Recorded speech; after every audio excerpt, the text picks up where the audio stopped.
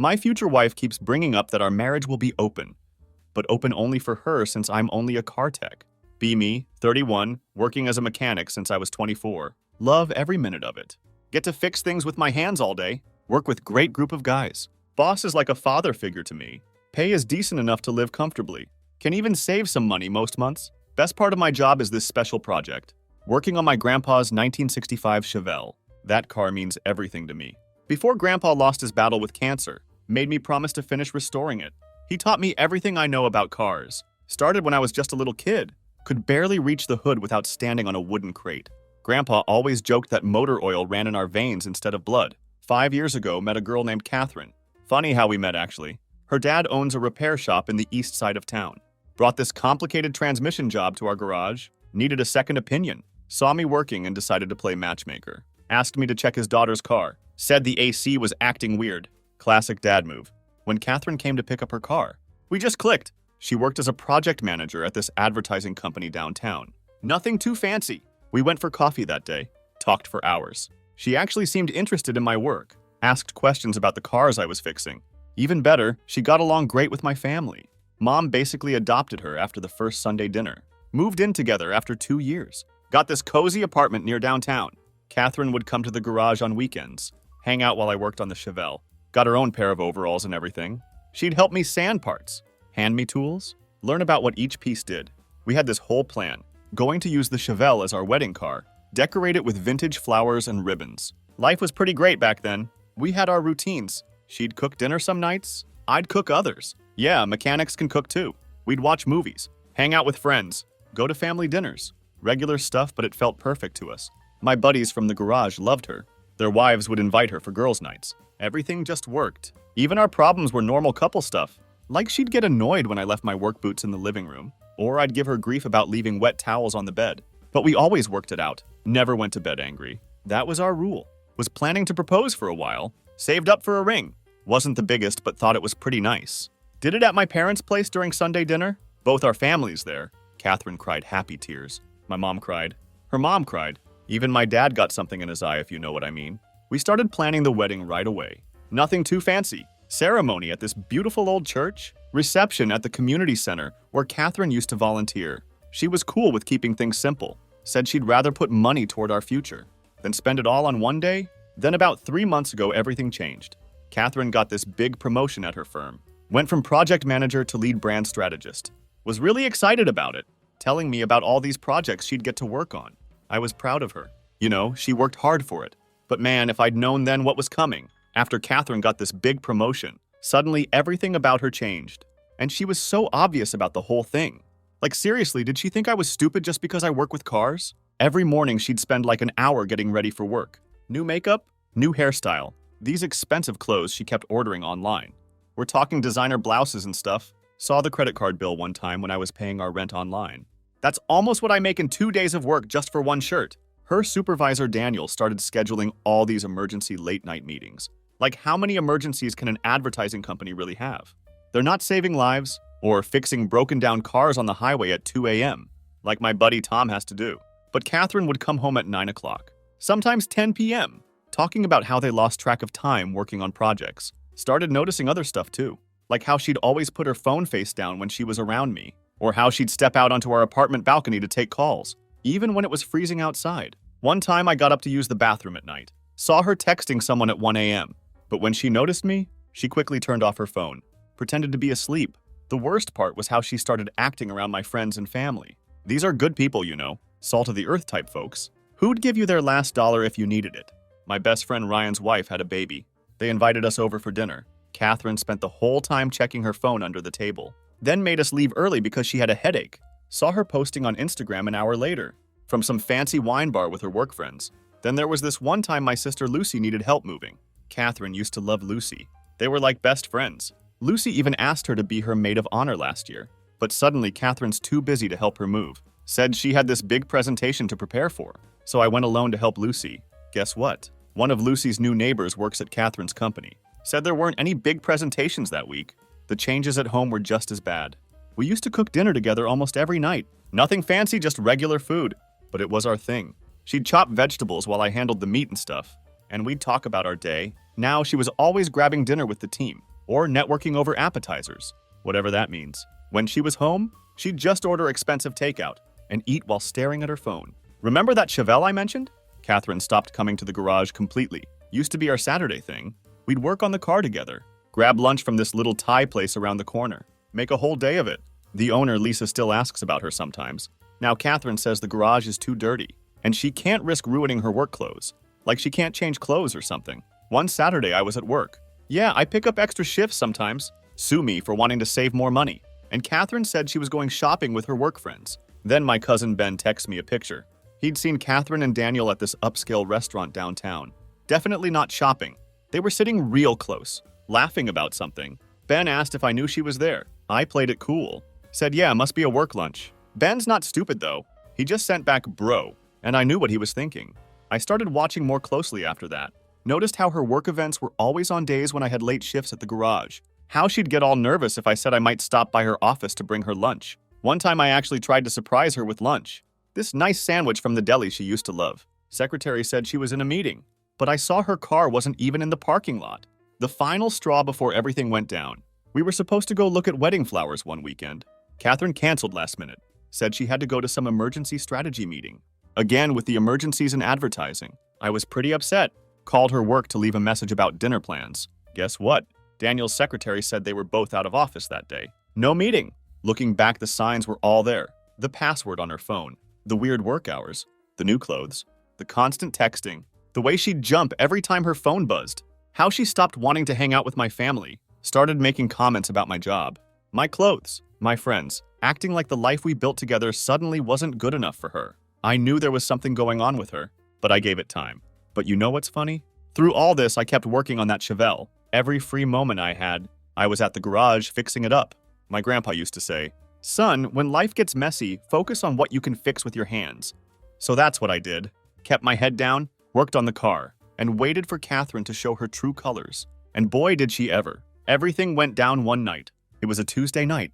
Nothing special. I just finished a 10-hour shift at the garage. All I wanted was to shower, eat some food, and maybe watch some YouTube videos about classic car restoration.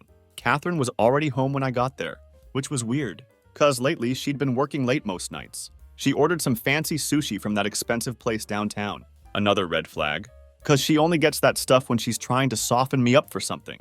The last time she ordered from there, it was when she accidentally scratched my truck backing out of the driveway. We're sitting on the couch, and she's barely touching her food, just pushing it around with her chopsticks. She's wearing one of those new expensive outfits, full makeup and everything. Even though she's supposedly been home for hours, I knew what was coming. Been waiting for it, actually. Had a whole plan worked out in my head for when she finally got the nerve to say it. So I just sat there eating and waiting for her to work up the courage. Finally, she puts down her phone. First time I've seen her do that voluntarily in months, and turns to face me. Gets this super serious look on her face. There's something I need to tell you. She says all quiet and dramatic. Now normally, this would be where a guy starts freaking out, right? But like I said, I've been expecting this. So I just look at her and go, what's up? Real casual, like I'm totally clueless about what's coming. She starts this whole speech. She's obviously been practicing. I've been doing a lot of thinking lately. Yeah, bet you have? And I feel like maybe we should explore other options before the wedding. She's talking all careful, like she's explaining something to a kid. I take another bite of my sushi, acting like I'm thinking real hard about what she's saying. Then she drops it. I think we should try an open relationship.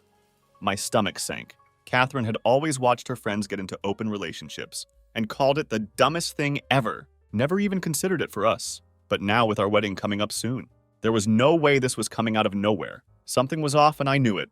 I wanted to start screaming. But looking at her face, how desperate and eager she was for my response. I played along. This is where my plan came in. Instead of getting mad or upset like she probably expected, I set my chopsticks down, took a breath, and said, you know what? I've actually been thinking the same thing. Y'all should have seen her face. Like someone just told her they were canceling her favorite reality TV show. Her mouth literally dropped open. I kept going. Really getting into it now. Man, I'm so glad you brought this up. I've been wondering how to talk to you about it. This is perfect timing. I'm grinning like I just won the lottery or something. She starts stuttering, clearly not expecting this reaction. You have? Totally, I say, pulling out my phone. Actually, you know that new receptionist at your office, Christina? The one with the red hair? Think you could get her number from me? She seems super cool, and she's always so nice when I come by. That's when Catherine's whole face changed. Like you could literally see the moment her plan backfired. She goes from shock to angry in about half a second. Christina? Why would you want Christina's number? I played dumb. Well, if we're doing an open relationship, I figured I'd start there. She mentioned she's into classic cars last time I was at your office. Maybe I could show her the Chevelle. Catherine jumped up from the couch like it was on fire. That's not what I meant! She practically yells. You can't date Christina. Why not? I ask, still keeping my voice super casual. Isn't that what an open relationship means? We both get to see other people? That's when it all came pouring out. It was the moment I knew exactly how she felt about me. According to Catherine, I'm not in the right place career-wise to date someone like Christina. Apparently, I need to work on myself first. Oh, and the best part, she thinks it should be a one-sided open relationship, just for her. Because she's the one experiencing all this growth at her new position. I couldn't help it. I started laughing, like full-on belly laughing.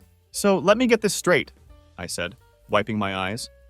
You want permission to cheat on me while I sit at home working on my career? That what you're saying? She got all flustered, started crying about how I didn't understand, and was twisting her words. Said someone in my position should be more understanding of her needs. That with her new job title, she needs to be able to network. Network? I said. Is that what they're calling it these days? That what you've been doing with Daniel during all those late-night emergency meetings? The look on her face when I said Daniel's name? Priceless. Like she'd seen a ghost or something. Started rambling about how I was being paranoid, insecure, how my low self-esteem was showing. I just sat there eating my sushi, watching her dig herself deeper and deeper. Every excuse she made just proved what I already knew. This wasn't about an open relationship. This wasn't about growth or networking, or whatever other corporate buzzwords she wanted to throw around. This was about her thinking she'd outgrown me, that somehow her fancy new title made her better than the guy who fixes cars for a living, that she deserved to upgrade while keeping me as a backup plan. Well, I had news for her. This mechanic might work with his hands, but he ain't stupid, and he definitely ain't nobody's backup plan. After that night, I crashed at Paul's place. His wife Jenny made up their spare room for me. Wouldn't take no for an answer. Even made me breakfast the next morning. Pancakes and everything. Real friends, you know. I called my boss first thing in the morning. Told him the whole situation. My boss known me since I was a teenager, hanging around his garage after school, learning about cars from my grandpa. He's like a second father to me. Take the day, he said. Dave can handle your appointments. Then he added, you know what your grandpa would say right now? Trust your gut, kid. And my gut was screaming that there was more to this story. Way more. So instead of going to work, I parked my truck across from our apartment building at 7 a.m. Not the Chevelle, too noticeable. Catherine's car was still there. Usually she leaves for work by 7:30. So I waited. Sure enough, 7:25 on the dot. She comes out looking all professional, in one of her new outfits. Designer handbag, the works. But instead of heading toward her office downtown, she drives in the completely opposite direction. I follow her, keeping a few cars between us. Not going to lie, felt pretty stupid doing this detective stuff. But I needed to know. After about 15 minutes, she pulls into this fancy apartment complex, Rivercrest Towers. You know those overpriced luxury apartments where all the young executives live? And who walks out to meet her? Daniel freaking Daniel, Mr. Perfect Supervisor himself, in his expensive suit, perfect hair, shiny shoes. They didn't even try to hide it. Just started making out right there in the parking lot, like they'd done this 100 times before. My hands were shaking so bad, I almost dropped my phone. But I managed to record a video. Got pictures too. Part of me wanted to jump out of my truck and confront them right there. But you know what? They weren't worth catching an assault charge over. Instead, I just sat there, watching them walk to his car together, all lovey-dovey. They didn't go to the office. No, they drove to some fancy breakfast place downtown. Must be nice having time for fancy breakfast on a workday. Meanwhile, the guys at my simple garage job were already 2 hours into their shifts. I went back to Paul's place after that. Jenny took one look at my face and knew something was wrong. I showed them the video. Paul started cursing up a storm. But Jenny, she got real quiet, then said something that hit hard. You know this isn't about you being a mechanic, right? This is about her being a cheater. She'd have done this no matter what job you had. She was right. This wasn't about social class or career paths, or any of that stuff. This was about Catherine being selfish and thinking she could have it all, the faithful fiancé at home. And the affair with her boss, she knew what she was doing. This wasn't a mistake. This wasn't some fleeting curiosity. She had already made up her mind, probably long before she even brought it up to me. And that hurt more than anything. The woman I thought I was going to spend my life with wasn't just betraying me, she was willing to lie straight to my face and pretend it was some enlightened idea we should explore together. But what stung even more, the way she looked at me after she got that promotion, like I wasn't on her level anymore, like the guy she used to call a real man, was suddenly less. I used to be her rock, the one she admired, the one she'd brag about. He can fix anything, she used to say. He's solid, dependable, a real man. But now I was just the guy she came home to, after spending her days in some shiny office with people she suddenly thought were better. She didn't respect me anymore. And honestly, that was worse than her cheating. So I spent the rest of the morning making calls. First to the venue, lucky they had a cancellation policy. Lost my deposit, but whatever. Then the caterers, the DJ, all those other wedding things you never think about until you have to cancel them. The woman at the flower shop actually cried when I told her what happened. Said her husband had done something similar years ago, gave me a full refund, and told me to use the money to buy myself something nice. People can be really kind sometimes, you know. Then I did something I probably should have done weeks ago. I drove to Catherine's parents' house. Her dad's a mechanic too, owns his own small shop on the east side. That's actually how Catherine and I met. He brought a car to the garage for a second opinion, saw me working, and thought I'd be good for his daughter. Her mom answered the door, looking surprised to see me. "Honey, shouldn't you be at work?" she asked. Then she saw my face. "What's wrong?" I took out my phone, showed them the video. Her dad came to see what was going on. And man, I've never seen someone's face turn that red that fast. He started pacing, running his hands through his hair, just like Catherine does, used to do, when she's upset. "How long?" her mom asked quietly. "Don't know for sure," I said. But my guess since the promotion, her dad stopped pacing. The promotion she got right after Daniel became her supervisor? I nodded. Everything was clicking into place now. Her mom started crying. "We raised her better than this," she kept saying. Her dad just looked disappointed, like he'd failed somehow. "Not your fault," I told them. "You did raise her better. She just chose differently." I showed them the credit card statements too. All the restaurant charges, the hotel charges, showed them screenshots of her work event Instagram posts. From nights I knew she was with Daniel. "She asked for an open relationship last night," I said finally. "But only for her. Said I wasn't sophisticated enough to date other people." Her dad slammed his hand on the table. "Sophisticated? That what they call cheating these days?" We talked for a while longer. They kept apologizing, but I told them they had nothing to be sorry for. They weren't the ones cheating on me. Before I left, her dad hugged me. "You're still welcome here anytime," he said. "You're the son I never had." I drove back to Paul's place after that, feeling weirdly peaceful. Yeah, my wedding was canceled. Yeah, my fiancée was cheating on me with her boss. Yeah, I'd lost the deposit on pretty much everything. But you know what? For the first time in months, I didn't feel like I wasn't good enough. Didn't feel like I had to apologize for my job, or my friends, or who I was. I texted my boss. "Coming in tomorrow. Got a Chevelle that needs finishing." His response, "That's my boy. Your grandpa would be proud." And you know what? I think he would be. Not because I caught Catherine cheating, but because I refused to let anyone make me feel ashamed of who I am and what I do for a living. The next day, Catherine's mom called me around noon. Said Catherine had been blowing up their phones all morning, crying about how I was being unreasonable and needed to think things through. Guess she didn't know I'd already shown them the evidence. Her mom asked if I'd come over again. Said Catherine was coming for dinner. And it was time to end this mess. I didn't really want to, but her dad got on the phone. "Son, you deserve to say your piece, and she needs to face what she did." So there I was, sitting in their kitchen at 6 p.m., helping her mom make dinner. Like I'd done 100 times before, almost felt normal, except for the tension in the air. Her dad was in his garage. Yeah, they got one too, probably trying to keep his cool. Then we heard Catherine's car pull up. Her mom squeezed my hand and whispered, "Stay strong." Catherine walked in like she owned the place, still in her fancy work clothes. Then she saw me at the kitchen counter, and her face went white, like ghost white. "What's he doing here?" she demanded, looking at her mom. Before anyone could answer, her dad came in from the garage, wiping his hands on a rag, just like I do at work. "Sit down," he said.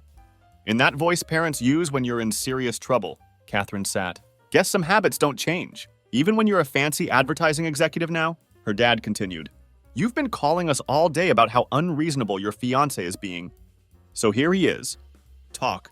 Catherine started her whole speech again, about growing apart, about needing space to explore, about how I was being controlling and unsupportive of her career growth. Her mom just kept cooking, but I saw her shaking her head. When Catherine finished, her dad looked at me. Show her. I pulled out my phone, pulled up the video from that morning, placed it on the table, and hit play. Catherine's face went from confused to horrified as she watched herself kissing Daniel in that parking lot. That's not, she stuttered. Not what? I asked. Not what it looks like? 'Cause it looks like you're making out with your boss at 7:30 in the morning when you're supposed to be at work. It looks like you're leaving his fancy apartment building. It looks like you've been lying to everyone. Her mom finally turned around. How long, Catherine?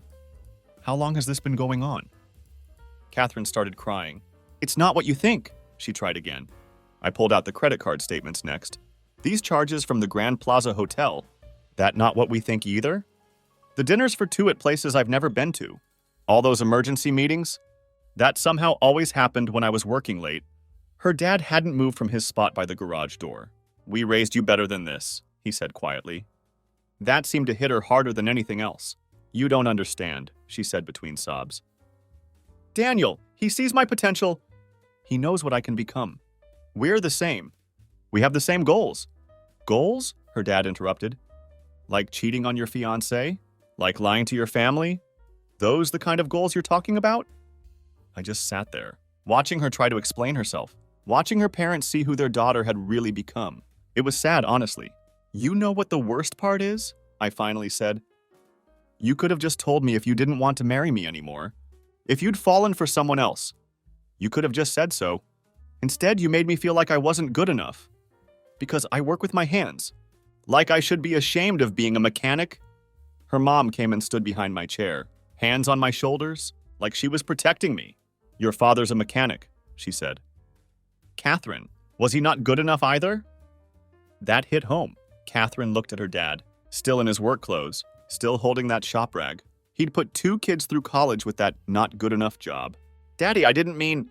Save it, he cut her off. You want to throw away a good man who loves you? Who works hard? Who's honest? Who is helping you plan a future together? Fine, but don't you dare sit in my house and act like working with your hands is something to be ashamed of. Catherine tried a different approach. I need more than... She gestured vaguely around the kitchen, at her mom's simple home cooking, at her dad's work clothes. At me? More than what? Her mom asked. More than love? More than respect? More than a family that would do anything for you? I stood up then, said what I came to say. I'm canceling the wedding. Already started the process. You can tell Daniel he won't have to sneak around anymore. Daniel's married, her dad said suddenly. We all turned to look at him. Yeah, looked him up after you showed me that video. Got a wife and 2 kids in the suburbs. But I'm sure he sees your potential real clear. Catherine's face. Man, that was when it finally hit her. She wasn't special. She wasn't heading for some amazing future with Daniel. She was just the latest office fling for a guy who probably did this all the time. She started. But I was done listening. Keep the ring, I said. Sell it. Upgrade your designer wardrobe. Whatever. I don't want anything from you anymore. I hugged her mom, shook her dad's hand. As I was leaving, I heard Catherine start really breaking down. Heard her mom say, actions have consequences, sweetie. Got in my truck, sat there for a minute. Could still hear Catherine crying through the open kitchen window. I didn't feel anything. That woman was not mine to care about anymore. So I started my truck, headed to the garage, had a Chevelle waiting for me, and for the first time since this whole mess started, I knew exactly where I was going. After everything went down with Catherine and her parents, I threw myself into work. Like hardcore, my boss had to practically kick me out of the garage some nights. I'd work my regular shift, then spend hours on the Chevelle. The guys started bringing me dinner, worried I wasn't eating right. There's this little coffee shop right across from the garage. Nothing fancy, just good coffee and simple food. Started going there on my lunch breaks, 'cause I needed somewhere quiet to think. That wasn't full of car parts and worried coworkers. First time I went in, barely looked up from my phone. I was dealing with another text from Catherine, trying to explain herself. This waitress comes over. Her name's Lisa, big brown eyes, and just waits. Didn't try to rush me. Didn't get annoyed when I finally look up. She's got this patient smile, like she gets it. Rough day? She asks. Holding up the coffee pot, I just nodded, and she filled my cup. Want some company with that coffee or you need space? The question was unusual to me. I looked up and her big brown eyes threw me off guard. Deep, warm, and so steady. like they saw straight through the mess in my head. Most people just push themselves into your business, you know? But she was actually asking. Space if that's okay, I said. Sure thing. Wave if you need a refill. And she just left me alone. Didn't try to make small talk. Didn't hover around. Just let me sit there with my thoughts and my coffee. I started going there most days. Lisa was usually working the lunch shift. Gradually started talking more. Found out she's working there while finishing nursing school. Said she likes the flexible hours. And the regulars are good for practicing patient care. One day I was there during a slow period, and she sat down across from me with her own coffee. Hope you don't mind, she said. My feet are killing me. We got to talking. She noticed the grease under my nails. Yeah, that stuff never completely comes off. And instead of looking grossed out like Catherine used to, she gets all excited. Oh my God, you're a mechanic? That's amazing. Turns out she's been getting scammed by shops for years, because she doesn't know anything about cars. I swear they see a woman walk in and add an extra 100 to the bill, she said, rolling her eyes. Before I knew what I was saying, I offered to teach her some basic car stuff. You know, just so you know when they're trying to pull one over on you. She lit up like I'd offered her $1 million. Really? You do that? We set up a time for that weekend. I brought my tools to her apartment complex parking lot, showed her how to check her oil, change a tire, what all the warning lights mean. She took notes in this little notebook, asked smart questions. What really got me was how she treated it like valuable knowledge. Not some dirty job beneath her. She actually wanted to learn. Even crawled under the car with me to see where the oil drain plug was. Didn't care about getting her clothes dirty. After that, she started coming by the garage sometimes. Not in an annoying way. Just dropping off coffee for everyone. Saying hi. The guys loved her. Dave, who's like the grumpiest dude ever, actually smiles when she comes around. One day, she came in looking worried. Her car was making this weird noise. Without even thinking about it, I grabbed my tools and followed her out to take a look. Fixed it right there in the coffee shop parking lot. Just a loose belt. She tried to pay me, but I waved it off. Next day, she brings me this lunch she made herself. Nothing fancy, just a sandwich and some chips. But it was nice, you know. No complaints about grease stains, or dirty hands, or how I could do better than being a mechanic. We started hanging out more. She'd study at the garage while I worked on the Chevelle. Started telling me about her classes, her plans for after graduation. I'd tell her about the cars I was working on, my ideas for the garage's future. The weird thing was, she actually listened. Like really listened. Asked follow-up questions, remembered details from previous conversations. And she never once made me feel like my job wasn't important, or like I should be doing something else with my life. One Saturday, I was showing her more about the Chevelle. She sat in the driver's seat, running her hands over the steering wheel. My grandpa had gripped thousands of times. Tell me about him, she said quietly. Your grandpa? So I did. Then she looks at me and says, he'd be really proud of how this is turning out. Just like that. Simple and honest. Not trying to make some grand statement, or push me to change careers, or anything, just seeing the value in what I was doing. That's when it hit me. Here was someone who saw me, really saw me, and liked what she saw. Didn't try to change me, or improve me, or push me to be something I'm not. The guys at work noticed the change in me. Paul pulled me aside one day. You're smiling again, man. Like really smiling. And I was. Not because Lisa was some perfect dream girl, or because she was fixing me after Catherine, but because for the first time in a long time, I felt like I could just be myself. Grease under my nails. Simple lunch breaks. Chevelle restoration and all. The best part, Lisa was just as real as me. No fancy job titles. No designer clothes. No pretense. Just a hardworking student who brings coffee to mechanics and isn't afraid to get her hands dirty. After Catherine, I never thought I'd trust someone like that again. But Lisa, she made it easy. Not by making grand gestures or promises, but by just being genuinely interested in who I am, not who she thinks I should be. And yeah, it's been 2 months since everything went down with Catherine. The Chevelle's finally finished. Every bolt, every panel, every piece, exactly how Grandpa would have wanted it. Lisa was there when I started it up for the first time, sitting in the passenger seat. With this huge smile on her face, the engine roared to life, like it was just waiting for the right moment to sing again.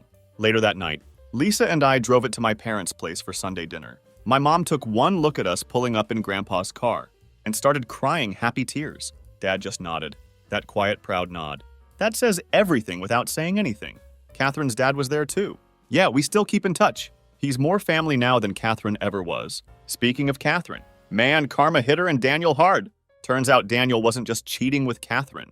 He had this whole pattern of going after new employees. Catherine was just the latest in a long line. His wife found out in the most public way possible. caught him with some new junior exec. At the company Christmas party, like in his office, whole company saw the fallout.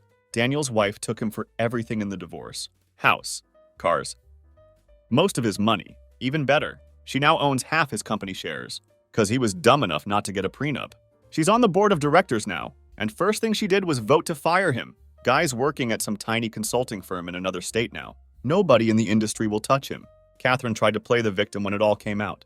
He manipulated me. I didn't know he was like that. But then 3 other women came forward about Daniel, and everyone found out Catherine knew about at least one of them. She lost all credibility at work, got demoted, then basically forced to resign. Last I heard from her mom, Catherine's working some entry-level job at a way smaller firm, making less than she did before the promotion. That started all this, living with her parents again, because she can't afford her fancy apartment anymore. All those designer clothes she bought, selling them on some online marketplace. To make rent, her mom says she's doing some soul searching. Sure, now that the fancy job and married boyfriend are gone, she's got plenty of time to search. Meanwhile, life's pretty sweet on my end. My boss is talking about making me a partner at the garage. Says he's getting too old to handle everything himself, and I'm the only one he trusts to carry on his legacy. Business is booming. Turns out lots of people prefer honest mechanics, who don't try to scam them. So yeah, here's where I'm at right now. Sometimes the best karma isn't about bad things happening to people who hurt you. It's about good things happening to you because you stayed true to yourself. Keep turning those wrenches, brothers.